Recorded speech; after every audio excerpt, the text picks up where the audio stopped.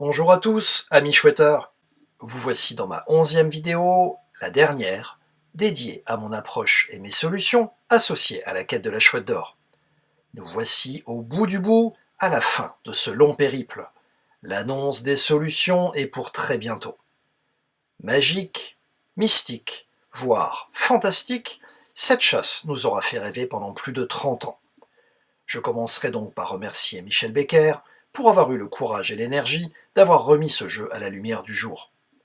Cette chasse est entrée dans l'histoire, l'expérience vécue au travers de cette quête laissera sa trace dans l'esprit de beaucoup d'entre nous. Si la chouette est un oiseau nocturne et discret, son envol ne pouvait se faire dans le silence et l'obscurité. La lumière, si précieuse dans le jeu, se devait d'être portée une dernière fois sur l'oiseau, le plus recherché au monde. Dans cette vidéo, je vais survoler les 4 premières énigmes du jeu associées à l'ordre donné par la baie. Je vais vous présenter succinctement mes solutions en commençant par la 4e énigme, la 470. Énigme 470. Le titre de cette énigme, ce n'est le bon chemin que si la flèche vise le cœur. Évoque deux notions, la flèche, qui pourrait faire référence à notre église résultat de la 780, et le cœur. Le texte est une charade, au résultat connu et reconnu de tous. A, rond, se, vaut. Attention de rester très précis sur celui-ci. Il ne s'agit pas de prendre Roncevaux comme résultat, mais bien A, Roncevaux. Nous sommes amenés à rechercher quelque chose qui s'y trouve. La phrase finale sera très importante et portera toute la subtilité de cette énigme. Trouve mon tout, et par l'ouverture, tu verras la lumière.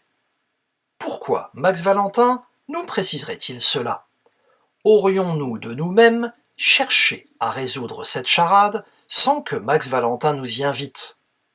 Bien sûr que oui. Si vous avez vu mes précédentes vidéos, vous connaissez ma théorie dans cette situation. Vous savez à quel point je suis prudent et particulièrement attentif quand quelque chose est précisé dans le titre ou dans le texte sans que cela soit utile à la bonne lecture et à la bonne appréhension de l'énigme. Max Valentin nous demande de chercher mon tout. Le voici, le mon tout. De ce mon tout, nous devons voir, par l'ouverture, une lumière, sujet sensible dans le jeu. Revenons au texte, nous sommes à Roncevaux, nous y cherchons quelque chose. Bien entendu, ouverture fait écho au titre de la 530. Mais dans ce cas, à quoi servirait notre charade si nous ne sommes pas invités à en exploiter le résultat? Nous avons vu en 530 que ce mot ouverture pourrait être là simplement pour évoquer le fait qu'il s'agissait de la première véritable énigme du jeu. Fausse piste? Cherchons notre ouverture là où nous sommes, à Roncevaux. Le résultat sera annoncé par le visuel évoqué avec l'épée de Roland lors de la bataille dans le col de Roncevaux. Ce col, ouverture dans la montagne, tel un passage, sera pour moi le résultat attendu. Le fait que l'ouverture soit associée précisément au col et non à Roncevaux, la nuance géographique est négligeable sur une carte au million, sera très importante pour la suite du jeu lorsque Max Valentin va nous demander de rechercher l'ouverture qui révèle la lumière céleste en 560. Seul le chercheur avec ce résultat précis comprendra que c'est un col qu'il devra chercher, le col qui révèle la lumière céleste. La lumière que nous devrions voir va être habilement symbolisée par l'or, des monts d'or sur lequel le mont tout culmine.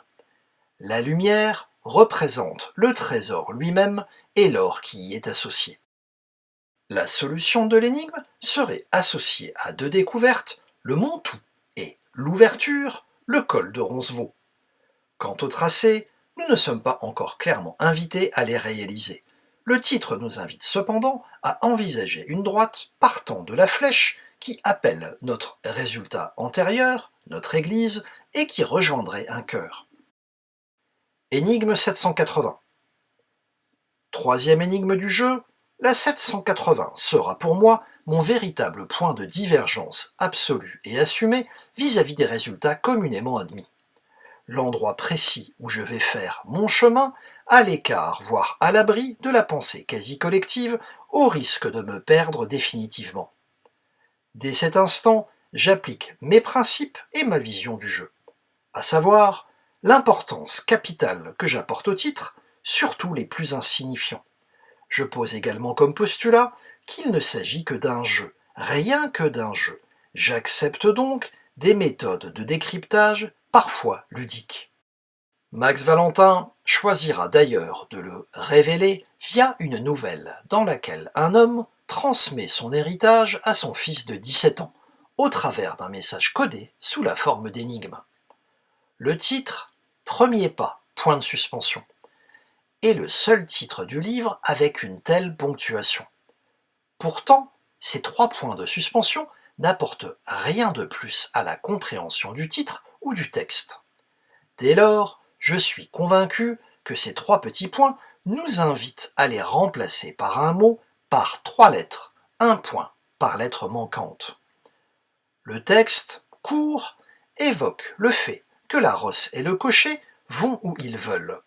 Le piéton, en revanche, a un devoir, quelque chose doit s'imposer à lui. Le visuel me conforte dans cette lecture, j'y pressens que la situation, les trajectoires sont convergentes.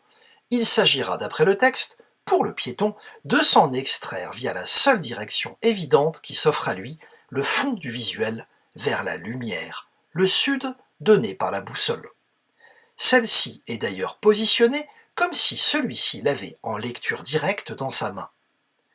J'ai donc mes 3 lettres, sud, que je m'empresse de positionner en lieu et place de ces 3 points de suspension.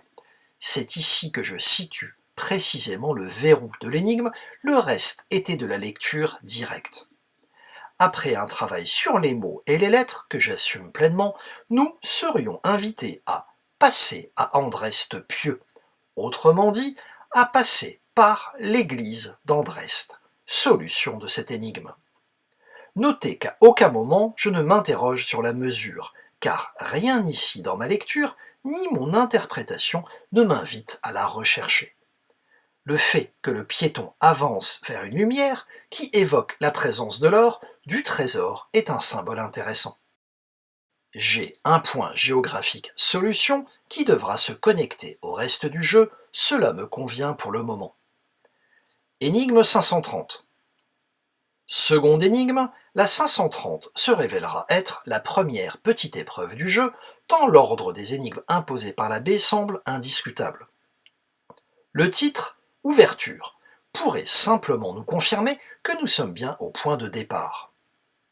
Le texte, une charade, amènera un résultat objectif qui ne permet pas d'autre interprétation. Le résultat de celle-ci est Bourges. Le visuel représente un coq qui pourrait évoquer le début de la journée, le commencement de notre quête. Son œil est centré sur la ville de Bourges, confirmant ainsi ce résultat. Il s'agit du tout début du jeu, titre, texte et visuel ont joué leur rôle, inutile de s'attarder davantage.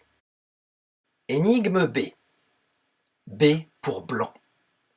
Il n'est de pire aveugle que celui qui ne veut pas voir. Cette énigme, la première du jeu, va nous permettre de classer toutes les autres énigmes dans le bon ordre, l'ordre voulu par Max Valentin. Il sera question de longueur d'onde associée à la couleur de chaque chouette de chaque énigme. Nous compléterons ainsi la séquence annoncée en recherchant les positions paires 2, 4, 6, 8 et 10 qui seront respectivement diamétralement opposées aux couleurs des chouettes des énigmes 1, 3, 5, 7, 9 sur le disque de Newton. Le résultat est une solution communément admise qui ne laisse pas de place au doute. Le visuel confirme le disque de Newton qui, une fois en rotation, fait apparaître la couleur blanche. Voilà, je vous aurai présenté, au cours de ces 11 vidéos, toutes mes solutions, mon approche et ma philosophie du jeu. Au-delà de cela, j'ai tenté de partager avec vous l'extraordinaire expérience humaine vécue au travers de cette quête, les joies associées à un résultat jugé significatif, mais aussi les nombreux doutes liés à la déception du trou vide. Chaque chouetteur a son histoire, chaque chasse a son parcours. C'est bien là toute la limite et toute la richesse de la chouette d'or. Ceci en fait une chasse hors norme, tant elle aura suscité d'émotions et de solutions. Pour ma part, j'ai découvert ce jeu il y a une quinzaine d'années, et j'ai obtenu ma zone en quelques mois. Je ne suis jamais parvenu à m'en éloigner. Seule la fameuse super solution, solution finale ou solution de fin de jeu, comme chacun voudra, occupait et occupe encore à ce jour une petite place dans mon esprit. Mais le doute associé à ma zone aura eu raison de ma motivation depuis quelques années déjà.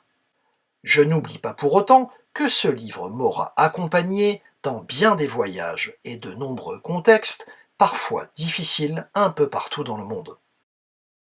Une chose est sûre, ce livre n'aura laissé personne indifférent. Si votre regard est amené à parcourir ces pages, vous serez parti pour un bon moment en sa compagnie. Une pensée pour Régis Hauser, qui, même capé en Max Valentin, mérite toute notre gratitude et notre admiration pour tout cela. Merci à Michel Becker, dont les illustrations sont pour beaucoup dans la magie de ce jeu et qui aura su apporter une fin digne à cette chasse au trésor à la hauteur du mythe qui y est associé.